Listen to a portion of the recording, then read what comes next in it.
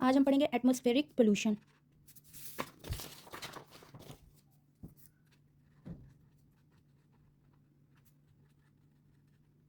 Atmospheric pollution ये क्या होता है? अब जो हमारे एयर में डस्ट होती है, यहाँ पे लिखते जाती हूँ, डस्ट, स्मोक, स्मोक, ये स्मोक और ये स्मोक, इनमें फ़र्क है, ठीक है। और भी जो हार्मफुल गैसेस होती हैं ना, वो ये एयर को प्लूटेंट करती है, मतलब एयर को गंदा करती है। उसको हम क्या कहते हैं? Air pollution. अब ये फिर क्या इम्पेक्ट करते हैं? ये सारी चीज़ें क्वालिटी ऑफ लाइफ, लाइफ को इम्पेक्ट करते हैं। यहाँ पे डेफिनेशन हम सही करके लिख देते हैं। ये सारे कंटेंट, ये सारे dust, smoke, smoke, harmful gases and other harmful, ये सारे क्या करते हैं? इम्पैक्ट करते हैं, असरअंदाज होते हैं ऑन लाइफ, लाइफ पे, या फिर quality of life. Life is called air pollution या एटमॉस्फेरिक पोल्यूटेंट, या ये सारे इनको कहते हैं एयर पोल्यूशन। ये सारी जो चीज़ें होती हैं ना, ये मिलके हमारी जो एयर होती है ना, उसको गंदा करते हैं। अब ये सारे डस्ट, स्मोक, ये हार्मफुल गैसेस, ये सारे बनते कैसे हैं? ये सारे कैसे आते हैं एयर में? आखिर ये भी तो किसी चीज़ से बन के एयर में आते होंगे ना, ऐसे तो नहीं आ जाते। तो इनकी भी टाइप्स हैं। ये दो तरीके से एयर में बनते हैं, दो तरीके से। वो कौन से दो तरीके से हैं? प्राइमरी एयर पोल्यूशन और सेकेंडरी एयर पोल्यूशन। अब प्राइमरी क्या होता है? प्राइमरी वो होता है, वो प्लूटेंट होते हैं जो डायरेक्टली एयर में एंटर हो जाते हैं। अब वो डायरेक्टली कैसे एंटर होते हैं? ये जो ह्यूमन एक्टिविटीज़ होती है ना, हमारी एक्टिविटीज़ होती हैं, उसके जरिए। हमारी कौन सी एक्टिविटीज़ होती हैं? ये जो फैक्ट्रीज़ का धुआं आ रहा होता है, वो सारा एयर में मिल जाता है, ठीक है। ये जो गाड़ियों का धुआं होता है, वो सारा, ये सारे डायरेक्टली एयर में एंटर हो जाते हैं और हमारे जो एयर होते हैं ना, उनको प्लूटेंट करते हैं। इसको हम क्या कहते हैं? Primary air pollutant. Those pollutant which directly enter to air. अब ये डायरेक्टली एंटर एयर क्यों, एयर में डायरेक्टली एंटर क्यों होते हैं? किसकी वजह से? Due to human activities, human activities की वजह से। अब इसमें कौन कौन से होते हैं? कौन कौन से जो है ना, वो एयर में डायरेक्टली एंटर हो जाते हैं? कार्बन डाइऑक्साइड, मतलब ये जो स्मोक और ये गाड़ियों का धुआं, उसकी वजह से एयर में एंटर होते हैं ना, उससे क्या बनाते हैं? कार्बन डाइऑक्साइड बनाते हैं, NO2 बनाते हैं, स्मोक, डस्ट, ये सब चीज़ें जाके एयर में पैदा हो जाती हैं। कार्बन मोनोऑक्साइड, VOC, और भी ऐसे बहुत सारे होते हैं जो कि एयर में एंटर होके फिर अफेक्ट करते हैं एयर को। और जो सेकेंडरी एयर पोल्यूटेंट होता है ना, सेकेंडरी एयर पोल्यूटेंट, वो क्या होता है? वो ये होता है कि अब देखें, जो ये प्राइमरी हुआ है ना, प्राइमरी एयर पोल्यूटेंट, जो इसमें जाके बने हैं ना, जैसे ये स्मोक, डस्ट, ये सारे अफेक्ट करते हैं। इन सब का जो रिएक्शन होता है ना, इन प्राइमरी पोल्यूटेंट का जो रिएक्शन होता है ना, वो जाके सेकेंडरी एयर पोल्यूटेंट बनाते हैं। समझ आई है? मतलब those pollutant which are generated due to, किसकी वजह से? रिएक्शन ऑफ, इनके रिएक्शन से। अब जाहिर बात है, ये एयर में जाके करेंगे तो कोई रिएक्शन तो करेंगे ना, due to reaction of primary air pollutant. अब बताती हूँ क्या इनका होता है। फॉर एग्जाम्पल, अब जो ये है ना, ये जब एयर में जाएंगे तो सल्फ्यूरिक एसिड बना देंगे, नाइट्रिक एसिड, ओजोन। अब देखो, वैसे तो ओजोन पड़ता है, ये प्रोटेक्टिव लेयर होती है, लेकिन जब ये ओजोन लेयर ट्रोपोस्फेयर में आ जाती है ना, तो ये हो जाती है प्लूटेंट।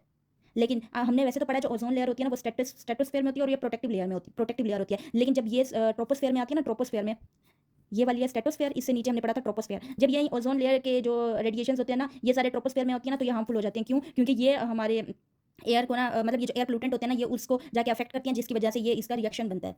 होप सो आपको समझ आ गया होगा। अच्छा, अब जब पेपर में लिखना है ना, पेपर में हमने एटमॉस्फेरिक पोल्यूशन है ना, उसकी पहले सबसे पहले ऐसे करके डेफिनेशन लिखना है, फिर टाइप्स लिखनी है, प्राइमरी होती है, सेकेंडरी होती है। प्राइमरी क्या होती है वो लिखना है, उससे जो मतलब जो जो होता है डस्ट, ये सब वो लिखना है। फिर सेकेंडरी से जो जनरेट होता है उसकी डेफिनेशन और ये उसकी एग्जांपल, ये सब लिखना है। अब ये जो एटमॉस्फेरिक पोल्यूशन है ना, इस एयर पोल्यूशन के सोर्स क्या है, कहाँ से ये आती है? ये तो हमने शॉर्ट में पढ़ा ना, ह्यूमन एक्टिविटीज। अब वो ह्यूमन एक्टिविटीज कौन कौन सी हैं, उनको हम जरा डिटेल में देखते हैं, क्योंकि अगर क्वेश्चन में सिर्फ आ जाए कि source of air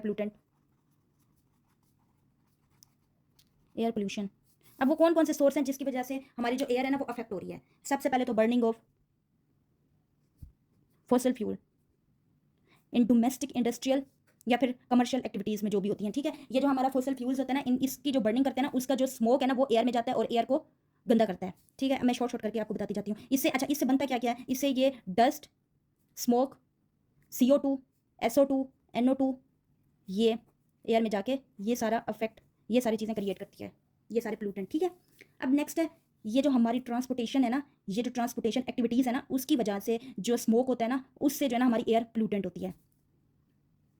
excessive transportation activities, इससे क्या होता है हमारी एयर अफेक्ट होती है। अब फॉर एग्जांपल नहीं इधर वैसे लिखना। अब इससे कौन कौन से बनता है, carbon dioxide, smoke, NO2, CO2। Next, अच्छा उसके बाद जो एग्रीकल्चर वेस्ट होते हैं ना, उनको ना जो किसान होते हैं ना वो जला देते हैं, जिसकी वजह से क्या होता है, स्मोक बनती है।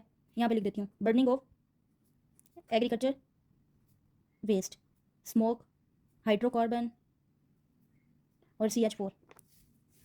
अच्छा उसके बाद और क्या क्या हो सकता है, और ऐसे कौन से प्लूटेंट है जिसकी वजह से एयर अफेक्ट होती है।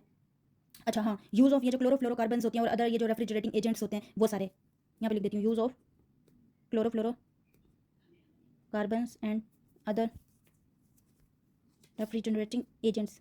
इससे क्या होता है, CFC, हाइड्रोकार्बन।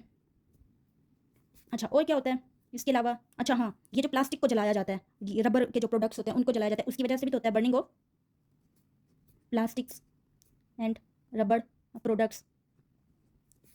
और क्या होता है, हाँ फॉरेस्ट फायर, जो जंगलों में आग लग जाती है उसकी वजह से भी होता है। और भी ऐसे बहुत सारे हैं, आपने ना देख लेना और ऐसे कौन कौन से, उनको ना 2-2 3-3 लाइन में ना डिटेल में लिखते जाना है, कम से कम 10 पॉइंट्स। ये तो थे सोर्स ऑफ एयर पोल्यूटेंट। अब एयर पोल्यूशन जो है ना असर किसके ऊपर करती है, इम्पैक्ट तो देखे ना, इम्पैक्ट ऑफ एयर पोल्यूशन,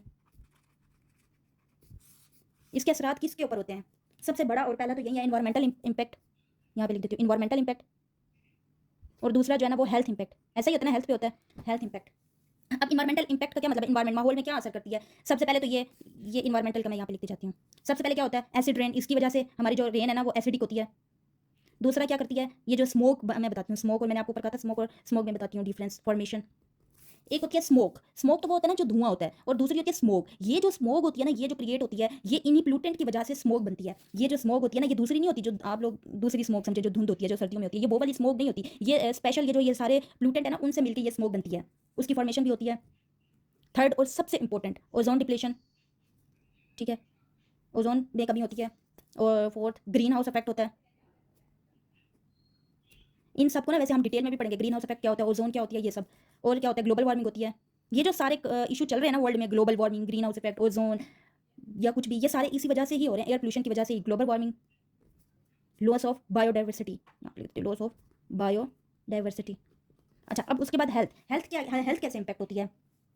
अब जैसे हमने ऊपर पढ़ा है ना कहीं पे, ये NO2 प्रोड्यूस करती है। NO2 से क्या होता है, ये जो ना ह्यूमन इंसान के जो लंग्स होते हैं ना उसको डैमेज करती है। ये जो मतलब हेल्थ लंग्स के जो इशू होते हैं वो NO2 से होते हैं। जो सल्फर डाइऑक्साइड होती है उससे क्या होता है, सल्फर डाइऑक्साइड SO2 भी हमने पढ़ा है, वो जो है ना एस्थमा का प्रॉब्लम, जो हमारी सांस में जो भी प्रॉब्लम्स होती हैं वो इसकी वजह से होती हैं। और ये ब्रेन को भी, किडनी को भी, हार्ट को भी, लीवर को भी डैमेज करता है। और जो PV और VOC है वो भी, उसकी वजह से भी बहुत सारी प्रॉब्लम्स होती हैं।